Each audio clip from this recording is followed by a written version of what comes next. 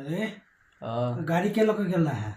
गाड़ी हमरा की मालूम के लग गेल छला से नहीं मालूम हमरा। अरे गाड़ी कैले खुना बनवा के ले 8,000 रुपया सर्विसिंग करवा के ले बनवा के तहन वो गाड़ी के फिर तोड़ ताड़ के देखली है तो के लोग गेले से न कहबी।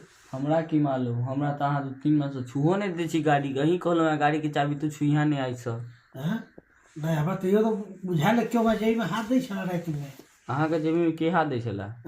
के हाथ दै छला? क्यों तो दै छला त जा गाड़ी चलाबै छै से न देतै। अहाँ ओनाही सपना में किछो देख ले छै कि हाथ दैत रहे जेब में। सपना छलिए ना रात में? नहीं सब हाँ सपना छले तहने अहाँ के सपना आला कि अहाँ के जेब में क्यों हाथ देलक है। नहीं हमरा बुझाल क्यों तो भूत तो देलकै लगा के। हमरो लगे छला कि रात में घर में भूत आला। हमरा लगैया भूते लग गेल छला गाड़ी। हां ओना के तोड़ के घर में पहुंचा जाय छै। हमरा की मालूम, हम रहतिए जागल तहन ना हम कहितो अहाँ के डिटेल। हमरा तो बुझा रहल किछ तो छै। मौसी के सब पता है, हम नहीं तोड़लू हाँ गाड़ी ताड़ी।